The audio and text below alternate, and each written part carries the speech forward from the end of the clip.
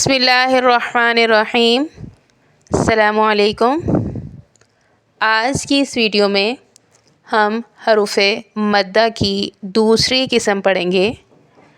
پچھلی ویڈیو میں نے آپ کو حروف مدہ کے متعلق بتایا تھا کہ حروف مدہ 3 ہیں: الف مدہ، یا مدہ، واو مدہ۔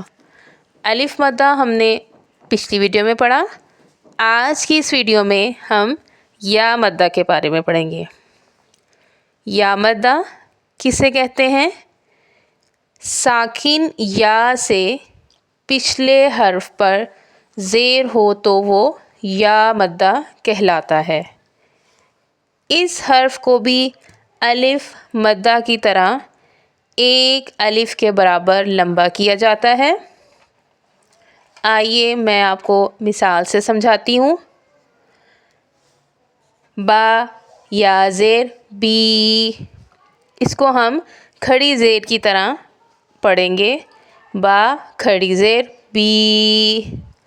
تا یا زیر تی، تا کھڑی زیر تی۔ سا یا زیر سی، سا کھڑی زیر سی۔ جس طرح کھڑی زیر کو ایک الف کے مقدار کے برابر لمبا کیا جاتا ہے، اسی طرح یا مدہ کو بھی ایک الف کے برابر لمبا کر کے پڑھنا ہے۔ اگر لمبا نہیں کریں گے، وزن پورا نہیں کریں گے تو مطلب کچھ کا کچھ ہو جائے گا۔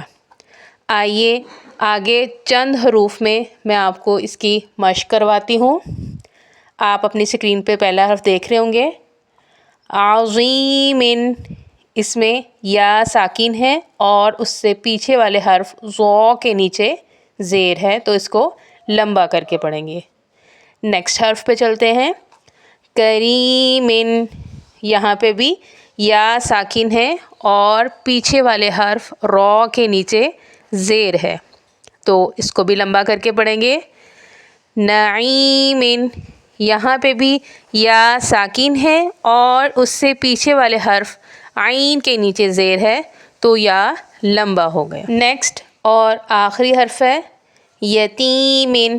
یہاں بھی یا ساکن ہے اور اس سے پیچھے والے حرف تا کے نیچے زیر ہے، تو اس کو بھی ایک الف کی مقدار کے برابر لمبا کر کے پڑھیں گے۔ امید ہے آپ کو آج کے لیسن کی سمجھ آ گئی ہوگی۔ اگر آپ کو میری ویڈیو اچھی لگے تو لائک کیجیے گا، میرے اس چینل کو سبسکرائب کیجیے گا، کمنٹ اور شیئر کیجیے گا۔ اللہ حافظ۔